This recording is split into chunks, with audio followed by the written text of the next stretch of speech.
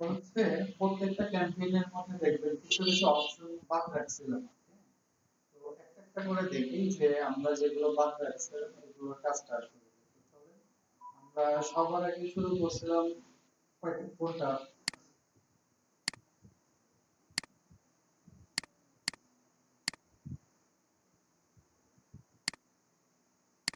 সবার আগে শুরু করছিলাম হচ্ছে আমরা অ্যাওয়ারনেস ক্যাম্পেইন। তো আমরা অ্যাওয়ারনেস ক্যাম্পেইনটা যদি দেখি এখান থেকে ক্যাম্পেইনের মধ্যে আমরা এতদিন দিচ্ছি কি শুধু ক্যাম্পেইনের নাম, আর কিছু কিন্তু করি নাই আর কি। এবার চলেন এরপর আজকে দেখবো যে অ্যাডভান্টেজ প্লাস ক্যাম্পেইন বাজেট, এটা কি দেখা হয়েছিল? না, ক্যাম্পেইন স্টেজে তো আমরা কোনো কিছুই দেখি নাই। ক্যাম্পেইন স্টেজে শুধু আমরা দেখছিলাম কি ক্যাম্পেইনের একটা কিভাবে নাম দেওয়া যায় আর কি। এবার এখানে দেখেন যে এআই মানে যে এআই এর সিম্বল আছে তার মানে এই বিষয়টার সাথে এআই আছে। এইটা যদি আমি অন করি, আচ্ছা অন করার আগে আরেকটা জিনিস বলি যে আমরা যখন কোনো ক্যাম্পেইনের বাজেট দেই, বাজেট সেট করি কোন জায়গায় থেকে? অ্যাড সেট থেকে। অ্যাড সেটে যদি যাই আমরা এখানে দেখতে পাবেন যে বাজেট দেওয়া ঘর আছে। এখন এখানে যদি আপনি ক্যাম্পেইন স্টেজে আবার একটু ব্যাক যাই, দেখেন আমরা যদি অ্যাডভান্টেজ প্লাস ক্যাম্পেইন বাজেট এটা অন করি, তো দেখেন বাজেট এবার আমরা কোন লেভেল থেকে দিতে পারতেছি? ক্যাম্পেইন লেভেল থেকে। এখন বিষয় হলো যে বাজেট তো অ্যাড সেটে ছিল, তাহলে এখানে একটু ভালো ছিল, ক্যাম্পেইনে আমাদের কেন দিতে হবে আর কি বাজেট? আমরা যদি ধরেন এই ক্যাম্পেইনে বাজেট দেই, এবার যদি আপনি অ্যাড সেটে যান, অ্যাড সেটে গিয়ে দেখবেন যে বাজেট দেওয়ার অপশন নাই। এই যে বাজেট এন্ড শিডিউল এর মধ্যে বাজেট দেওয়ার অপশন আছে না। আচ্ছা, এখানে কেন আসলে ক্যাম্পেইন স্টেজে বাজেট দিতে হয় বা কেন এটার নাম হচ্ছে অ্যাডভান্টেজ প্লাস ক্যাম্পেইন বাজেট? যেটা করা যায় এটা একটা ক্যাম্পেইন, একটা ক্যাম্পেইনের আন্ডারে মাল্টিপল অ্যাড সেট বানানো যায়। ধরেন আমি এই অ্যাড সেটটাকে ডুপ্লিকেট করলাম, কতগুলো ডুপ্লিকেট বানাবো? ধরেন তিনটা ডুপ্লিকেট করবো, দুইটা বললে অলরেডি দুইটা আছে, আমি যদি ডুপ্লিকেট দেই তাহলে এখন আমাদের ক্যাম্পেইন কয়টা? একটা। ক্যাম্পেইনের মধ্যে এই একটা অ্যাড সেট, এই একটা অ্যাড সেট, এই একটা অ্যাড সেট, তাহলে অ্যাড সেট কয়টা? তিনটা। এখন তিনটা কেন অ্যাড সেট বানাইলাম? আবার আবার চাইলে আপনি একটা এটাও করতে পারেন, ধরেন একটা অ্যাড সেট, এই অ্যাড সেটের মধ্যে অ্যাড আছে কয়টা? একটা। আপনি চাইলে এই অ্যাডটাকেও এখান থেকে আবার ডুপ্লিকেট করে একাধিক বানাইতে পারেন। ধরেন আমরা হচ্ছে এখানে এটাও দুইটা বানালাম, তাহলে কি হচ্ছে আমাদের একটা ক্যাম্পেইন তার আন্ডারে তিনটা অ্যাড সেট, আর এই শেষের যে অ্যাড সেট আছে শেষের অ্যাড সেটের মধ্যে কয়টা অ্যাড আছে? একটা, দুইটা, তিনটা অ্যাড আছে। এখন এইভাবে আমরা কেন করি?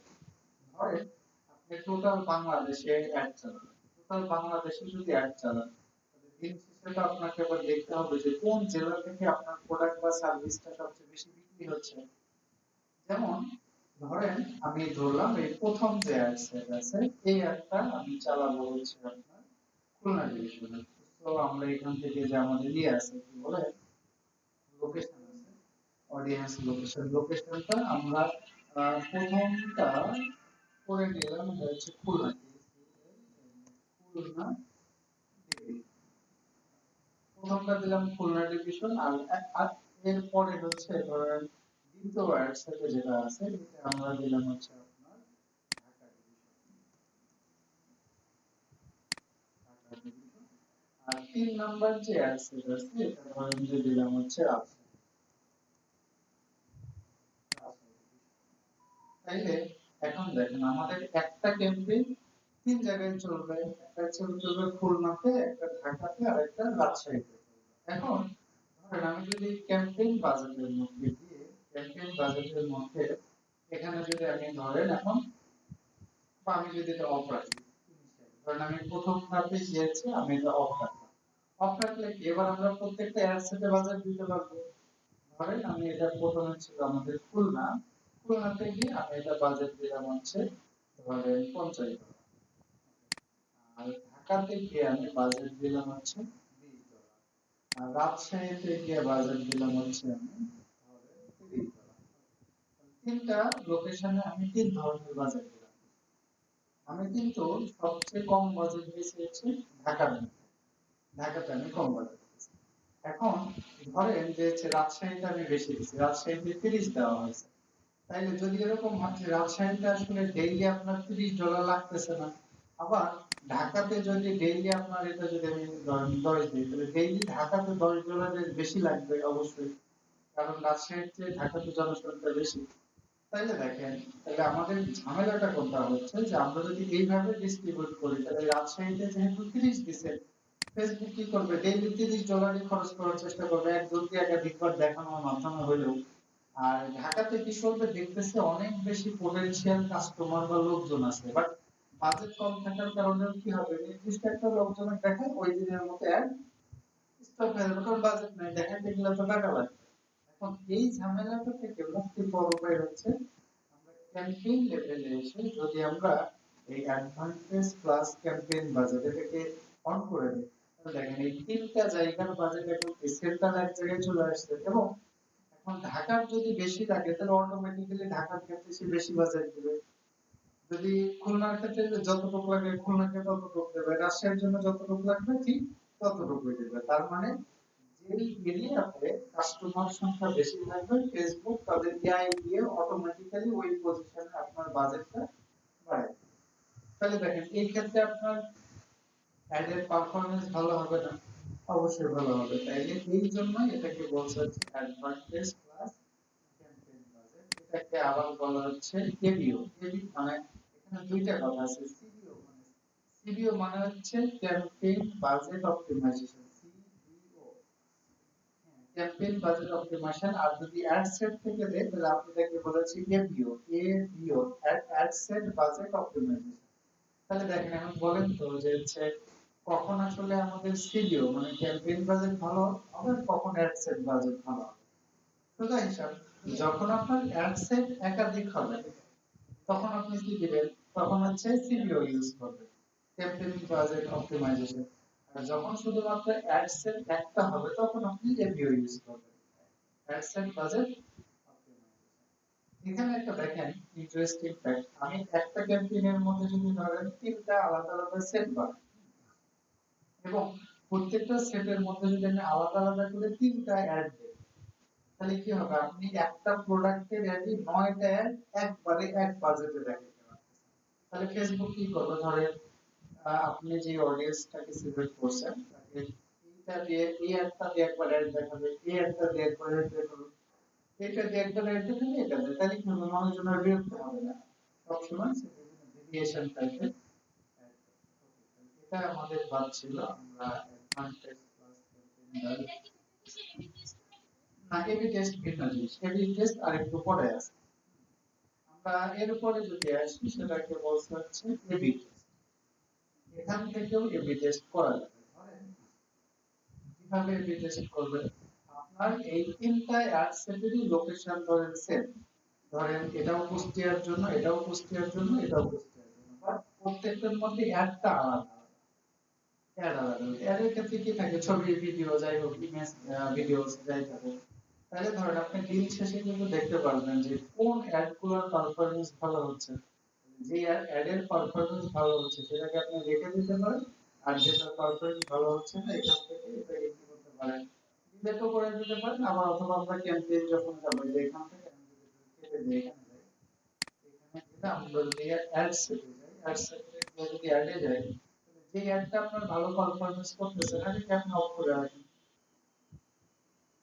এখন এভাবেও এবি টেস্ট করা যায়, বাট আমরা আসতেছি এবি টেস্টের বিষয়টাতে, এখনই আসতেছি আমরা। এটাকে আমি আরেকবার একটু এদিকে যাই, এদিকে যাওয়ার পরে এখান থেকে দেখেন আমরা এরপরে আছে হচ্ছে এবি টেস্ট। এবি টেস্ট জিনিসটা কি, ধরেন আপনি যদি কোনো ড্রেস কিনতে চান বা কোনো কিছু কিনতে চান, তাহলে আপনি ধরেন আপনি ধরলাম আপনি একটা ড্রেস কিনতে যাবেন, তাহলে নরমালি আমরা কি করি, একটা দেখে ওটাই কিনা ফেলি, তা তো করি না। আমরা কি করি, বিভিন্ন ড্রেস দেখি, পরে দেখি, কালার দেখি, ফেব্রিক দেখি, সাইজ দেখি, দাম দেখি, তাহলে অনেকগুলো কিন্তু প্যারামিটার দেখি, দেখে তারপরে যেটা আমাদের কাছে কি বেস্ট মনে হয় ওটা আমরা কিনে নিই। তাইলে আপনি তো সবগুলো কিনতেছেন না, যেটা আপনার ক্ষেত্রে ভালো হচ্ছে সেটাই কিনতেছেন। সেম কাজটা আপনি ফেসবুক অ্যাডের ক্ষেত্রে করতে পারেন। যেমন ধরেন এখানে আমরা কয়েকটা অ্যাড দিলাম অথবা আপনি দুইটা অ্যাড দিলেন, এখানে একটা অ্যাড দিলেন, আপনি আরেকটা অ্যাড দিলেন, দুইটা অ্যাড দিলেন। এখন আপনি এই দুইটা অ্যাডের মধ্যে টেস্ট করতে চাচ্ছেন যে দুইটা অ্যাডের মধ্যে কোন অ্যাডটার পারফরম্যান্স সবচেয়ে ভালো। যে অ্যাডের পারফরম্যান্স ভালো ওটাকে আপনি রাখবেন, আর যেটা ভালো না এটাকে আপনি বাদ দিয়ে দিবেন। এটা যদি আমি করি তাহলে এটা ধরেন আমাকে অন করতে হবে। এখান থেকে অন করার পর ওই যে বললাম যে আপনি যদি একটা ড্রেস কিনতে চান, আপনার ড্রেসের তো অনেকগুলো প্যারামিটার থাকে, দাম কেমন, ফেব্রিক কেমন, ফিট হচ্ছে কিনা, কালার পছন্দ হচ্ছে কিনা। তাই এবি টেস্ট বললেই আমাদেরকে শুরুতেই বলতেছে what do you want to test. আপনি কিসের ভিত্তি করে একটা অ্যাডকে টেস্ট করতে চান। দেখেন একটা, দুইটা, তিনটা, চারটা জিনিসের ভিত্তি করে একটা অ্যাডকে টেস্ট করতে পারেন। প্রথমেই আছে কি ক্রিয়েটিভ। ক্রিয়েটিভ কোনটা? আমরা যখন এই অ্যাডের যে ছবি বা ভিডিও দেখি ওটাকে আমরা কি বলি? ক্রিয়েটিভ। আর এখান থেকেও যদি আমরা দেখি রাখি, এই যে এটা একটা অ্যাড বা সিঙ্গেল অ্যাডের ক্ষেত্রে আমরা একটু দেখি। এই যে দেখেন এটা একটা অ্যাডের ক্রিয়েটিভ। আপনি ধরেন দুইটা অ্যাডের ক্ষেত্রে দুইটা আলাদা আলাদা ক্রিয়েটিভ ইউজ করে টেস্ট করতে পারেন যে দুইটার মধ্যে কোনটা ভালো পারফরম্যান্স করতেছে। তারপরে অডিয়েন্স, অডিয়েন্স দিয়ে টেস্ট করতে পারেন। ধরেন একটা দিলেন যে আপনি 18 থেকে কথা কথা 30 বছর পর্যন্ত মানুষের একটা গ্রুপ বানাবেন, আর একটা হলো 30 থেকে ধরেন 50 বছর মানুষের একটা গ্রুপ বানাবেন। কোন গ্রুপের মানুষের পারফরম্যান্স ভালো হচ্ছে। এরপর আপনি টেস্ট করতে পারেন প্লেসমেন্ট। প্লেসমেন্ট কোথায়? যে আপনার একটা যেখানে দেখেন সেটাই হলো প্লেসমেন্ট। যেমন এটা আমরা কি বলি নিউজ ফিড, তারপরে যে রাইট কলামে এটাকে কি বলি আমরা রাইট কলামের মধ্যে অ্যাড দেখায়, মার্কেট প্লেসের মধ্যে অ্যাড দেখায়, ভিডিওর মধ্যে অ্যাড দেখায়।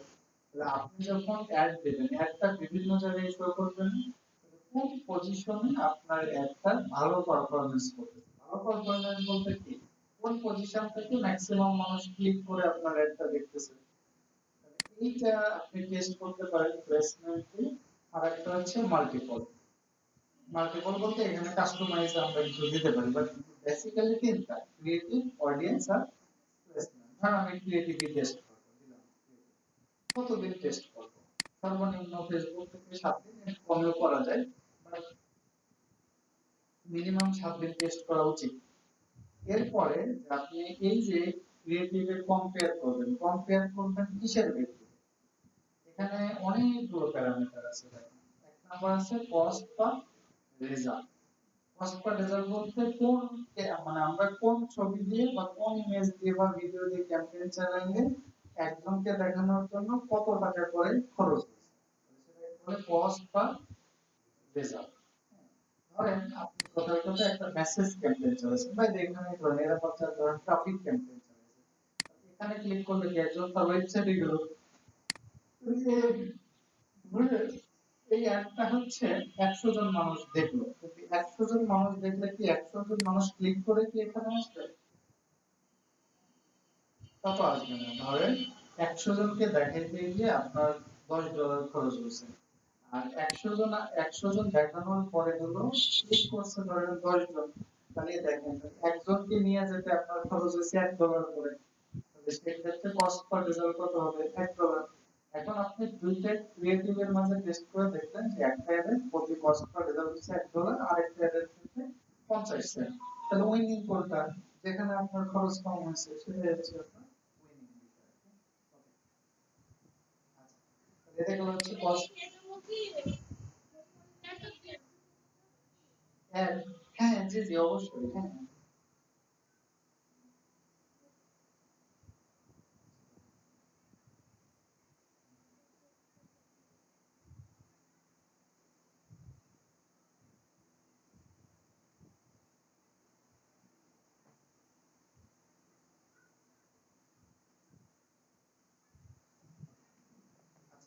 হ্যাঁ,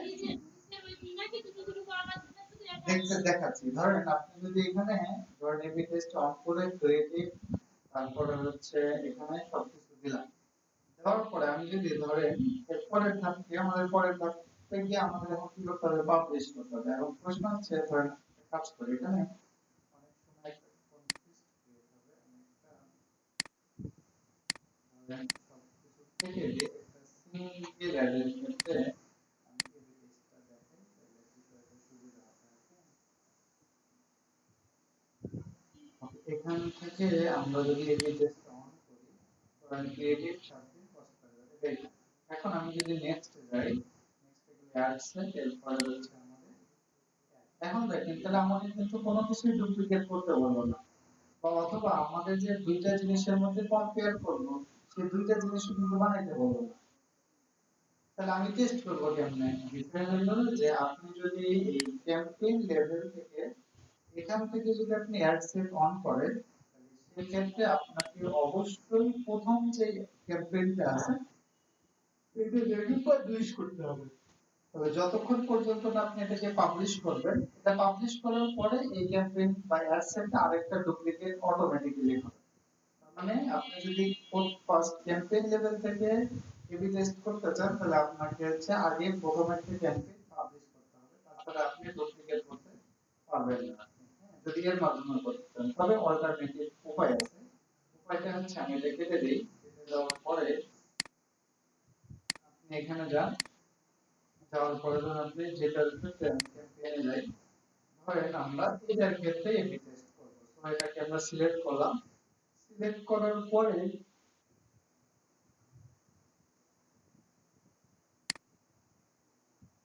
আচ্ছা এখানে না, এখানে এই ক্যাম্পেইনের থেকে মনে হয় কোনোটাই পাবলিশ করা নাই। না, মানে আপনার হচ্ছে এবি টেস্ট করতে গেলে মাস্ট বি যে কোনো একটা ক্যাম্পেইনকে আগে পাবলিশ করতে হবে। পাবলিশ করতে মানে যেটা অলরেডি একবার চালানো হয়েছে, রান করা হয়েছে। আচ্ছা আমার এখানে এটা হলো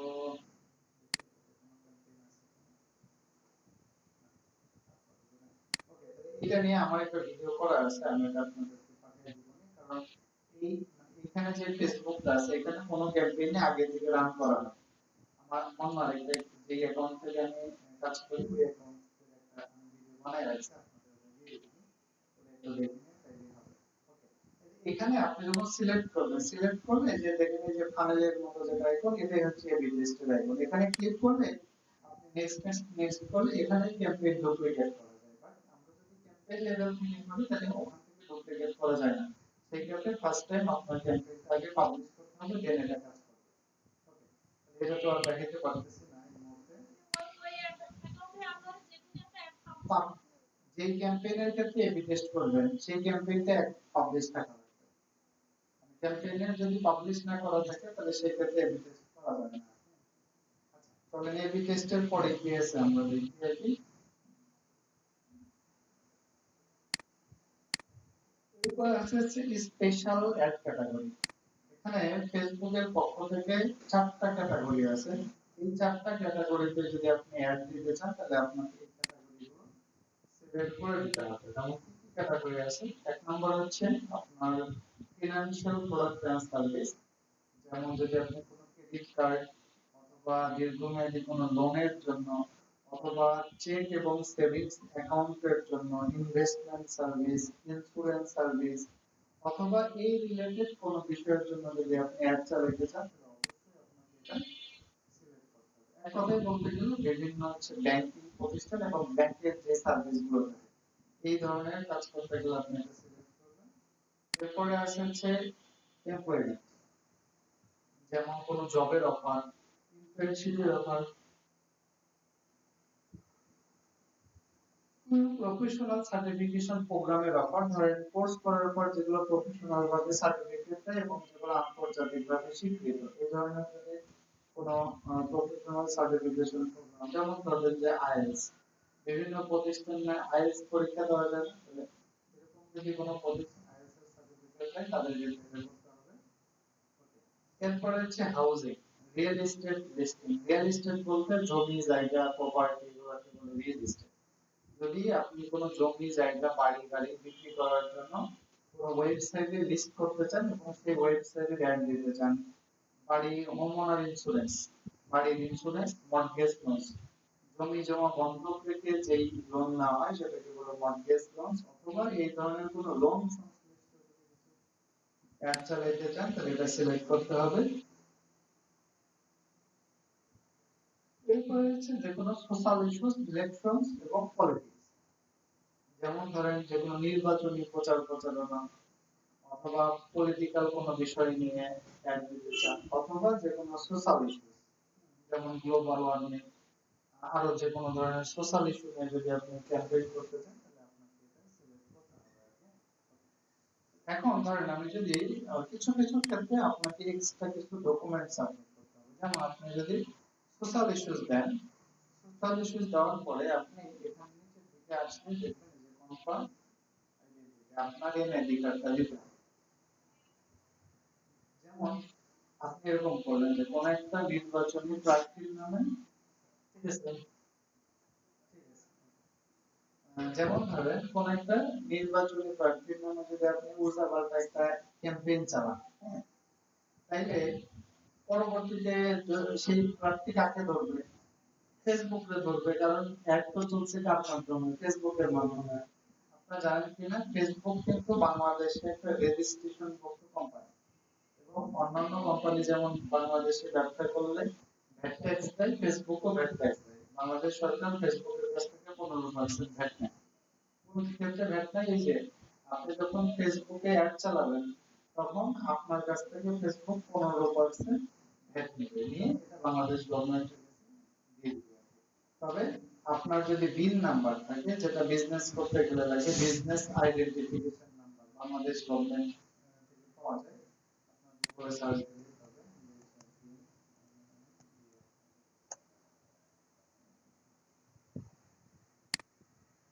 এনবিআর, যেটা আপনারা জানেন যে জাতীয় রাজস্ব বোর্ড। এই যে এরকম আপনাকে একটা সার্টিফিকেট দেবে, এখানে আপনার ব্যবসার একটা কোড নাম্বার থাকা লাগবে। এটাকে বলা হচ্ছে বিল নাম্বার। আপনি ব্যবসা করতে গেলে এই বিল নাম্বারটা লাগবে। তো আপনি যদি বিল নাম্বার নেন তাহলে অবশ্যই আপনাকে যেটা করতে হবে, প্রতি মাসে আপনার ব্যবসার কত টাকা খরচ হচ্ছে এটা আপনাকে আবার গভর্নমেন্টের কাছে প্রতি মাসে হিসাব জমা দিতে হবে। এটা হচ্ছে বিল নাম্বার আর কি।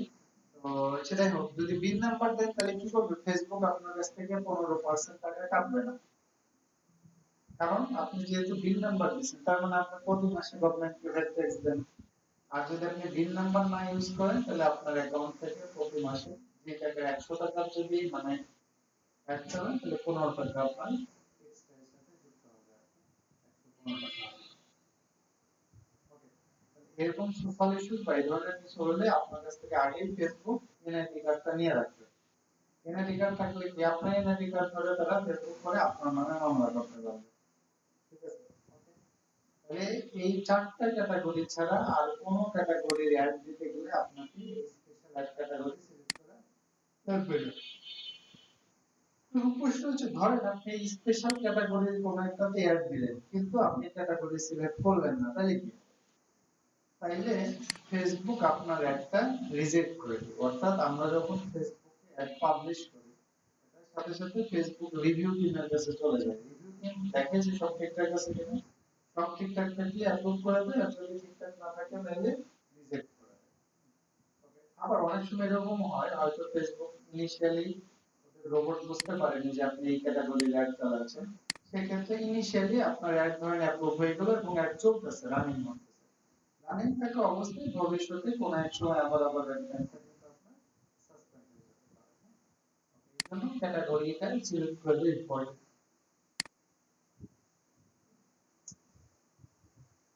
এখন এরপরে পারফরম্যান্স গোল এগুলো আপনার আছে। এরপরে আছে হচ্ছে একটা কস্ট বা রেজাল্ট গোল। এইটা আমাদের লাগে হচ্ছে মূলত সেলফ ক্যাম্পেইন। কস্ট বা রেজাল্ট গোল এটা জিনিসটা কি, ধরেন ফেসবুকে আমরা যখন সেলস ক্যাম্পেইন চালাই তখন আমাদের টার্গেট কি, কেউ যেন একটা দেখে ক্লিক করে এই প্রোডাক্টটা কিনে দিতে পারবে। চার্জের মতো হিসাব, ধরেন আপনি 100 জন মানুষ আপনার লিঙ্কে ক্লিক করলো, $10 আপনার খরচ হলো, কিন্তু কিনলো হলো 10 জন। একটা বিক্রি করতে গেলে আপনার খরচ হলো কত ডলার? $1 করে। $1 করে খরচ হচ্ছে।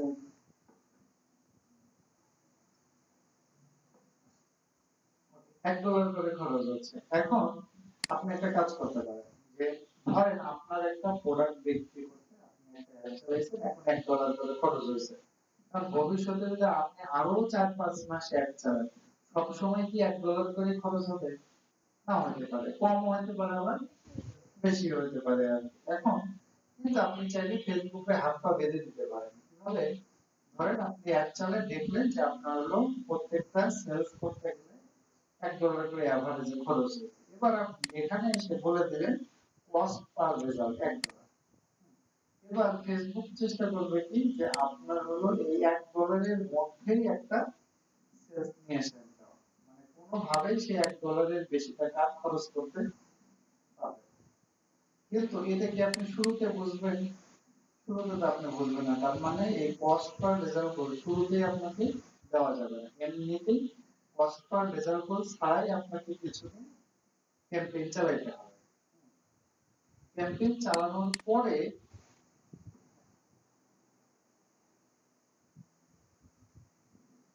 যখন আপনি দেখবেন যে প্রত্যেকটা আমার রেজাল্ট নিয়ে আসতে গেলে $1 বা সামথিং, বা আপনার ধরুন কত টাকা $1.5 গেছে, আপনি বললেন যে না আমি $1 খরচ করতে চাই না, আমি $1 দিই। এতে করে একটা ঝামেলা হবে। আর আপনি যদি এটা দেন, তাইলে অনেক সময় দেখা যাচ্ছে যে কোনো সময় আপনার ভালো রেজাল্ট নিয়ে আসতে গেলে $1 বেশিও ফেসবুকে খরচ করা লাগতেছে। কিন্তু আপনি তো ফেসবুকে বলে দিচ্ছেন যে তুমি $1 বেশি খরচ করতে পারবা না একটা রেজাল্ট নিয়ে আসার জন্য। সে কিন্তু তখন আপনার ইচ্ছে করেও আর বেশি টাকা খরচ করতে পারবে না, কারণ আপনি তো সেক্ষেত্রে কিন্তু সেল আবার কি হয়ে যাবে, ডাউন হয়ে যাবে। আবার সেল যখন ডাউন হয়ে যাবে তাহলে প্রতি সেলের ক্ষেত্রে আবার টাকা খরচ বেড়ে যাবে আপনার। তাইলে এই কারণে এটা দেওয়াটা খুব একটা মানে দরকার নাই। বাট কখনো কখনো যদি আপনি টেস্টিং পারপাসে চালায় দেখতে চান, ঠিক আছে দেখি 1 সপ্তাহ চালায় দেখি কেমন রেজাল্ট আসে, তাহলে করতে পারেন। অথবা ফেসবুকে আরেকটু খাটাই নিতে পারেন। ধরুন আপনার খরচ হয়েছে প্রতি সেলস নিয়ে আসতে গেলে $1। এবার ফেসবুকে বলবেন তুমি আমাকে একটা কাজ করো, প্রতি অ্যাড নিয়ে আসতে গেলে আমাকে 60 সেন্টের ভিতরে নিয়ে এসে দাও। দেখা যাক 1 সপ্তাহ চালায় দেখতে পারেন যে ফেসবুকে আসলে এই ক্ষেত্রে পারফরম্যান্সটা কেমন হয় আপনার। আচ্ছা, এখানে এরপরে আছে হচ্ছে বিড স্ট্র্যাটেজি। আচ্ছা, বিড স্ট্র্যাটেজি জিনিসটা কি? যেমন ধরেন আপনি ধরেন এই শার্ট বিক্রি করার জন্য একটা অ্যাড দিচ্ছেন, হ্যাঁ?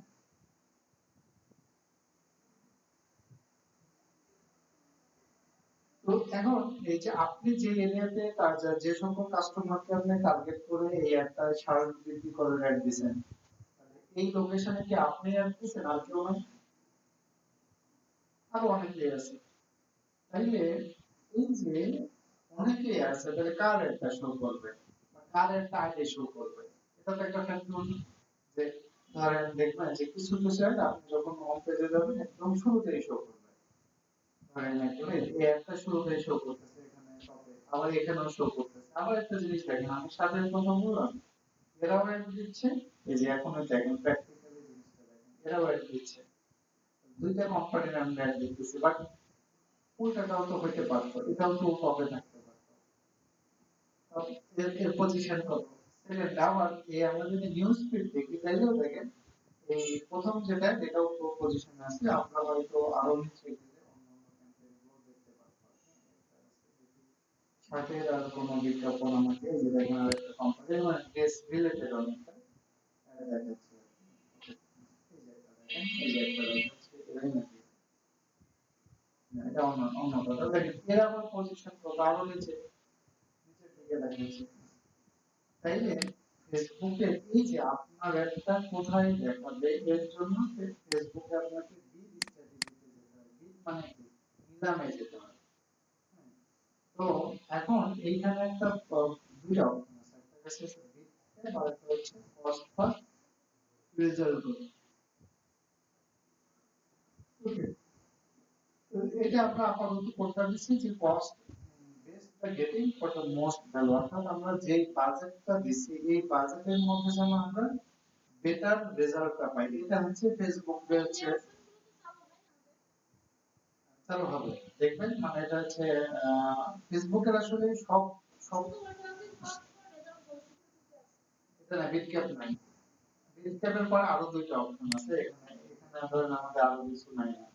এটা অ্যাকাউন্ট টু অ্যাকাউন্ট ভ্যারি করবে, যখন আপনি কিছু ক্যাম্পেইন চালাবেন এগুলো সব ঠিক হয়ে যাবে।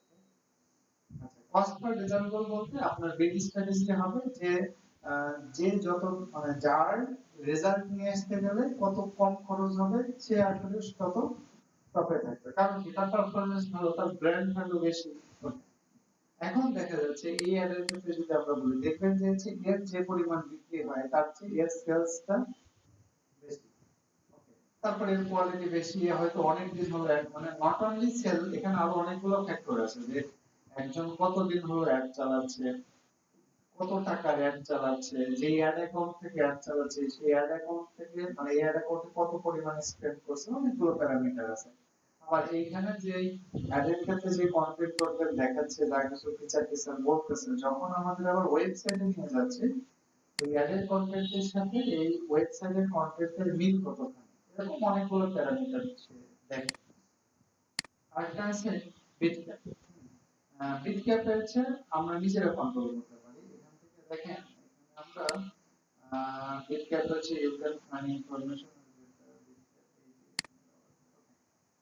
বিটক্যাপ আপনি নিজের মতো করে কন্ট্রোল করতে পারেন। যেমন এখানে বলছে যে এত ইমপ্রেশন এভরি 7 ডেজ। ইমপ্রেশন মানে কি, একজনকে কতবার দেখানো যায় বা একজন কতবার দেখে। আপনি যদি এখানে দেন, ধরুন আমি দিলাম হচ্ছে 70 70 ইমপ্রেশন এভরি 7 ডেজ, তাহলে একজনকে ডেইলি কয়বার করে দেখানো? 10 বার, 10 বার করে দেখানো। তার মানে আগে যেটা ছিল যে আপনার কস্ট পার রেজাল্ট গোলের উপর ভিত্তি করে হচ্ছে আপনার এই হবে, আর এখন হচ্ছে আপনি নিজে থেকে কন্ট্রোল করতে পারবেন যে একজনকে আসলে কতবার দেখাবেন। বেশি বাজেটের ক্ষেত্রে হেডক্যাপটা ভালো। তো আপাতত যদি আমরা কম সময়ের জন্য অ্যাড চালাতে চাই তাহলে আপাতত কস্ট পার $2 দিয়ে আসলে খুব বেশি, মানে $2 দিয়ে আপনি একজনে কতবার দেখাবেন, খুব একটা সুবিধা করতে পারবেন না। এই জন্য কস্ট পার রেজাল্ট বলে থাকবে এখানে আমাদের। এরপরে আসে হচ্ছে ডাইনামিক ক্রিয়েটিভ। ক্রিয়েটিভ মানে হচ্ছে আমাদের ম্যাথের ক্ষেত্রে যে আমরা ইমেজ বা ভিডিওটা দেখাই সেটা হচ্ছে আমাদের ডাইনামিক ক্রিয়েটিভ। এখন এই ডাইনামিক ক্রিয়েটিভটা যদি আমরা এখান থেকে অন করে দিই, অন করে কন্টিনিউ করি, তাহলে আপনি কি করতে পারবেন? আমরা এখান থেকে যদি আমরা অ্যাড লেভেলে চলে যাই, অ্যাড লেভেলে যাওয়ার পরে এখান থেকে দেখেন আমরা সিলেক্ট করা আছে single image or video, but এখান থেকে দেখেন বলছে সিলেক্ট ইমেজেস। কিন্তু একটা জিনিস খেয়াল করেন, আমরা কিন্তু এখানে বলছি সিঙ্গেল ইমেজ বা ভিডিও দিলে সব সময় কয়টা ইমেজ বা ভিডিও সিলেক্ট করা যায়? একটাই। বাট আমরা যেহেতু আগের ধাপে ইউজ করছি ডাইনামিক ক্রিয়েটিভ, যখনই আপনি ডাইনামিক ক্রিয়েটিভ ইউজ করবেন তখন আপনি এখানে 10টা ছবি অ্যাড করতে পারবেন। একটা, দুইটা, তিনটা, চারটা, পাঁচটা, ধরেন আপাতত এটাই রাখলাম। 10টা ছবি ইউজ করতে পারবেন। আবার প্রাইমারি টেক্সট যখন আপনি এখানে ধরেন একটা আপনি প্রাইমারি টেক্সট অ্যাড করছেন, এরপরে আপনি অ্যাড টেক্সট অপশনে গিয়ে আরেকটা প্রাইমারি টেক্সট ব্যবহার করতে পারবেন। এরপরে আপনি আরেকটা এরকম আপনি পাঁচটা ধরে হচ্ছে প্রাইমারি টেক্সট ইউজ করতে পারবেন। পাঁচটা different different primary text use করতে পারবেন। হেডলাইন ইউজ করতে পারবেন এরকম পাঁচটা।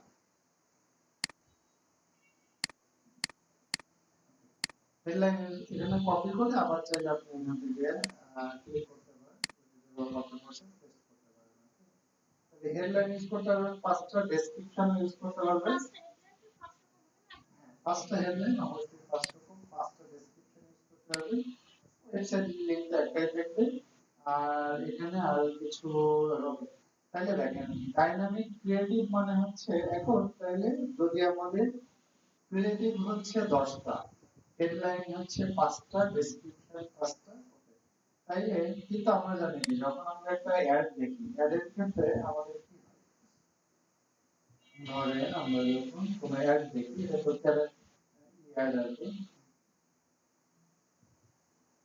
এই যে একটা অ্যাড দেখছি, অ্যাডের ক্ষেত্রে ক্রিয়েটিভ কয়টা শো করে? একটাই। তারপর আমাদের হেডলাইন কয়টা শো করে? একটা। তারপরে হেডলাইনের নিচে যেটা আছে ডেসক্রিপশন, এটাও একটা। বাট যখন আপনি ডাইনামিক ক্রিয়েটিভ ইউজ করবেন ওই আগের মতো যে একজন ইউজারকে কি এখন একটা প্রাইমারি টেক্সট তার সাথে একটা ডিফারেন্ট একটা হচ্ছে অ্যাড ক্রিয়েটিভ দিয়ে অ্যাড দেখাবে, আরেক সময় আরেকটা দেখাবে, আরেক সময় আরেকটা দেখাবে, তাহলে আরেকটা কাজ করতে পারেন। আমরা যেমন এই অ্যাড সেটকে ডুপ্লিকেট বানাতে পারি। ধরেন আপনি তিনটা অ্যাড সেট, তিনটা অ্যাড সেটের মধ্যে প্রত্যেকটা অ্যাড সেটের মধ্যে আবার তিনটা করে অ্যাড নিলেন ধরলাম, তাহলে আবার প্রত্যেকটা অ্যাড সেটের মধ্যে আমি ডাইনামিক রেডিয়েট যদি অন করি, ধরেন আমার যদি তিনটা অ্যাড সেটের মধ্যে তিনটা করে অ্যাড হয়, প্রত্যেকটা অ্যাডের ক্ষেত্রে ইমেজ বা ভিডিও যাচ্ছে 10টা করে, তাহলে 30টা, আর তিনটা অ্যাড সেট হলে 90টা। তার মানে কি আপনি একটা অ্যাডের মধ্যে আপনি 90টা ক্রিয়েটিভ দিয়ে দিয়ে আপনি কিন্তু মানুষকে অ্যাড দেখাইতে পারতেছেন। ডাইনামিক ক্রিয়েটিভ আরেক ভাবে করা যায়। হ্যাঁ, যাদের অনেক প্রোডাক্ট আছে বা ধরেন যে বিভিন্ন মানে এগুলো করতে গেলে আসলে টিম লাগবে, কারণ আপনার এতগুলো ক্রিয়েটিভ আগে বানাইতে হবে, তাছাড়া তো আপনি করতে পারবেন না। হ্যাঁ, আরেকটা কাজ করা যায় সেটা হচ্ছে এই যে আমরা ডাইনামিক ক্রিয়েটিভ যখন ইউজ করলাম তখন কিন্তু অনেক 10টা করে দিতে পারতেছি, আরেক সময় কিন্তু 10টা দেওয়া যেত, মনে আছে আপনাদের কখন দেওয়া যেত 10টা? ক্যারোসেল তো আছে, ক্যারোসেল ছাড়াও আরেকটা ছিল, মনে আছে কি আপনাদের? দেখাই দিচ্ছি। ধরে আমরা যখন টপিক ক্যাম্পেইন করি না আমরা, এখান থেকে এরকম টপিক ক্যাম্পেইন করবে,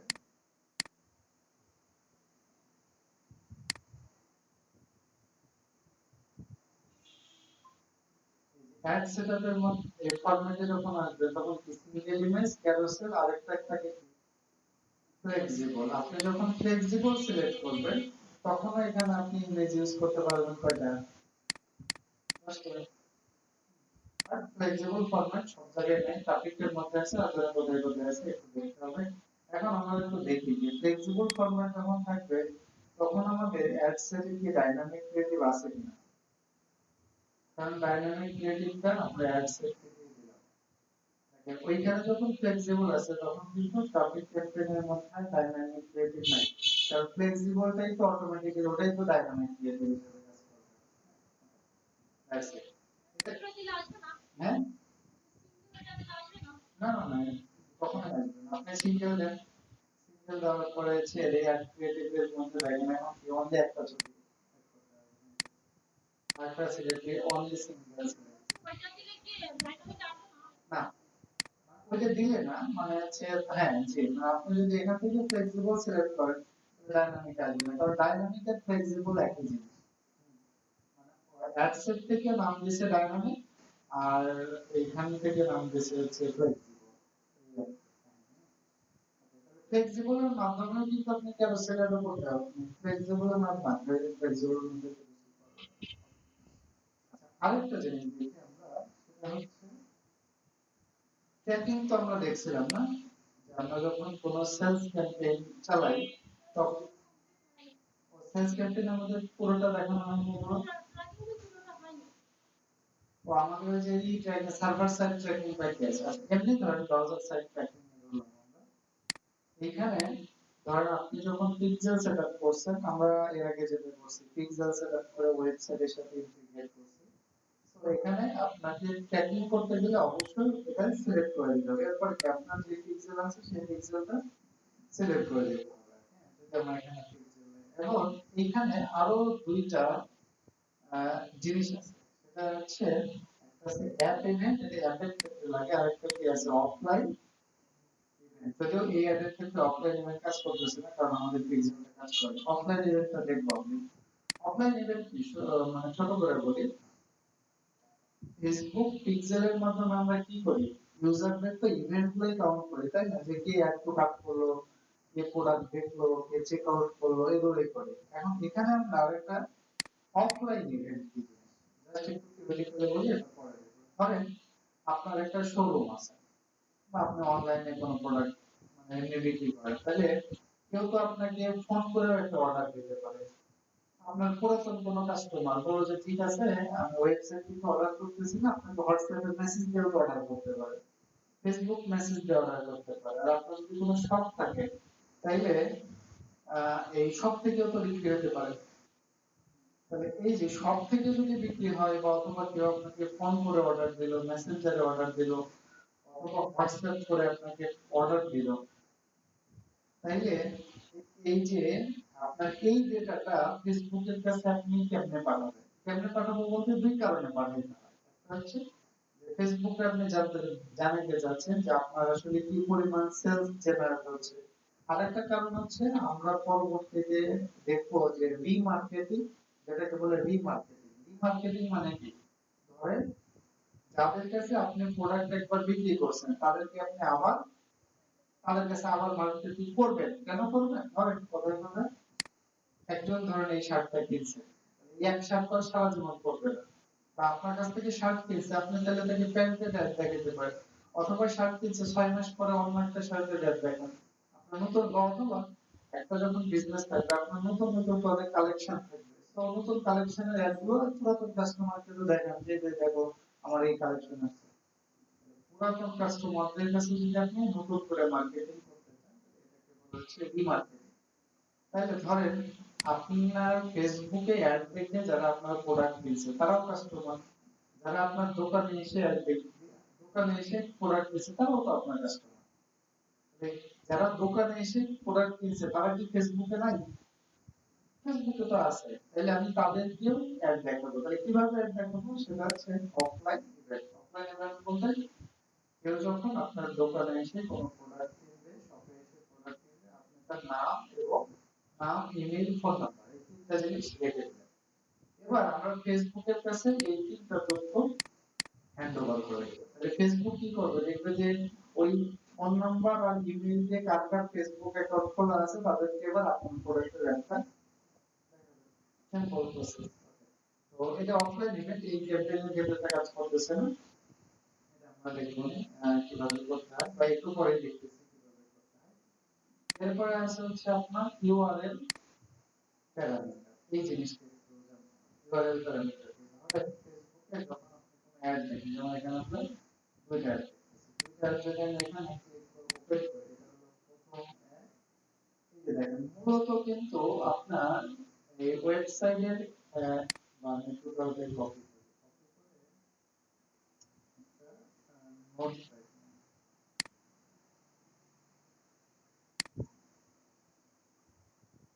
দেখেন আমি যখন ক্লিক করছি তখন এত বড় একটা লিংকে আমাকে নিয়ে আসছে না? কিন্তু মূলত কিন্তু ওয়েবসাইটের লিংক হচ্ছে এতটুকু। এতটুকুতে ঢুকলেই কিন্তু আপনি এই পেজটা দেখবেন। হ্যাঁ?